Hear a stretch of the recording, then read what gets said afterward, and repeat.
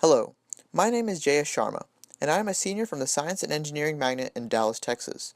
Today, my group and I will elaborate on our conceptual design of a colonial base on the moon. The idea of space exploration has fascinated the human race for many years. While space research and exploration extended far into the galaxy, humans themselves have only traveled as far as the moon.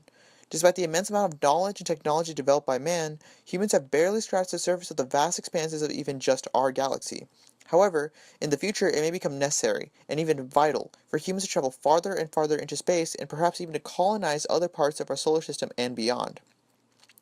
The purpose of this project is to design a self-sustainable extraterrestrial colony that could be inhabited by humans should the colonization of space become possible or necessary in the future. So why the moon? Last year we developed our theory on a Mars base, but we did it on the assumption that a base on the moon had already been developed and tested. The moon gives us a testing ground to understand the needs that a true permanent base on independent planets would require. Given the moon's dependency on Earth's gravity, the ambition that we must have going into the moon is to remain unattached, while realizing our findings and decisions on the moon will guide the future of our expansion into deep space. Our structure is made up of a unit of 4 domes, 2 agricultural domes, 1 animal dome, and 1 tree dome. We chose to build these domes with a material called ethylene tetrafluoroethylene, or ETFE. It has many favorable structural qualities, such as being highly resistive, anti-corrosive, and very sturdy. It also has useful practical qualities, such as being self-cleaning and recyclable. The colony is powered by solar panels, which are connected to an energy storage system, so we have energy to use when the sun isn't out. The oxygen in our colony is cycling throughout our facility because of the airtight locks at the entrances to the structure. Oxygen is collected from trees and pumped throughout the colony, and then CO2 is cycled back to the trees for the continuation of photosynthesis. One of the biggest issues concerning a colony on the moon is water.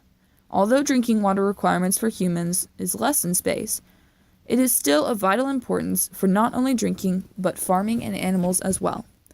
One of the benefits of the moon in this process is the existence of ice in the deep polar craters and regolith. However, this source is not directly usable.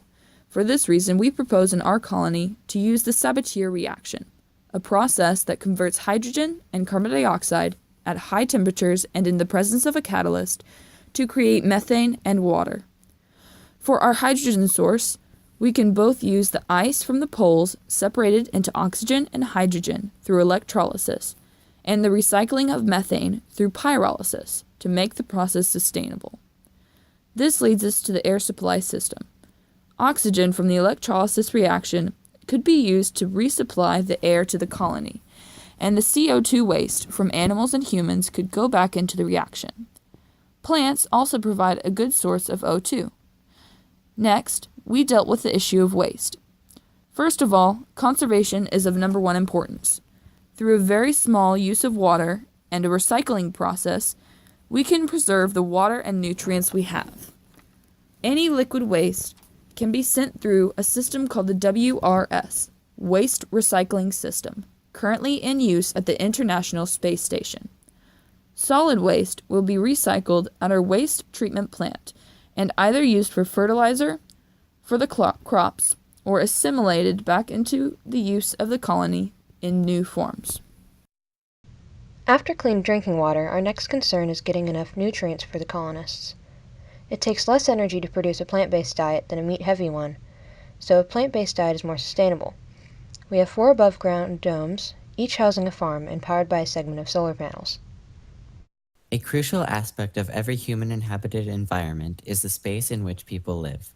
The space directly affects the morale and well-being of the colonists, and if the physical and mental health of the colonists is neglected, it could jeopardize the productivity and stability of the colony. With our first colonists, the numerous changes they will experience from living on the moon could induce stress, anxiety, and loneliness. Since we have a small population, we counteract this by designing an area where scientific research and advancement can occur right next to everyday community activities. With a recreational center which houses a small track, a weight room, and an open space for playing sports, we can account for the physical fitness of the colonists. Furthermore, with a hub where they can socialize, talk about any problems they are experiencing, or just catch up with a friend, we've arranged a place for the colonists where they are able to recuperate and relax their minds. By providing these facilities, we can minimize possible sources of dissatisfaction and allow the colonists to focus and contribute to other parts of the colony. Now that we've addressed basic practical needs such as food, water, air, and shelter, we must also address the social needs of a 1,000-person colony. Cooperation is imperative to the success of the colony, therefore there must be a system of government in place to ensure the colony runs smoothly and efficiently. The colony will have several departments dedicated to research, engineering, and maintaining stability, each of which shall appoint a representative to the Council of Department Heads.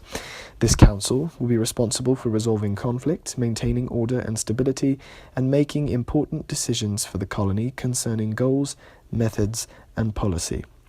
As both department and governmental heads, the council members will also be responsible for the delegation of work to other colonists for the science, social, and policy goals of the colony.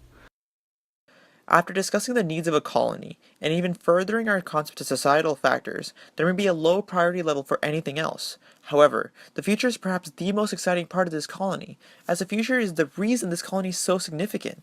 The opportunities that a colony on the moon brings are limitless.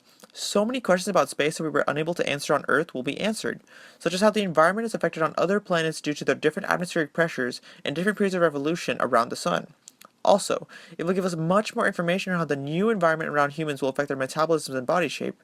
With extended periods of darkness and a much smaller force of gravity acting on human bodies, will future generations be a pale, translucent-skinned race that have a relatively lean frame with perhaps new proportions and eye shape? How will the new environment affect the natural timelines in our bodies? Will the new day-night cycle affect our sleeping patterns significantly? These unknowns up to this point were impossible to test in controlled synthetic environments created on Earth. The answers to these questions would solve many of the mysteries of space and opens up its entirety to human exploration.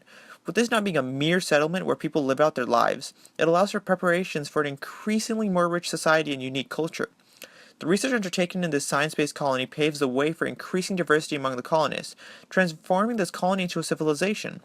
Our future lies in the success of this colony.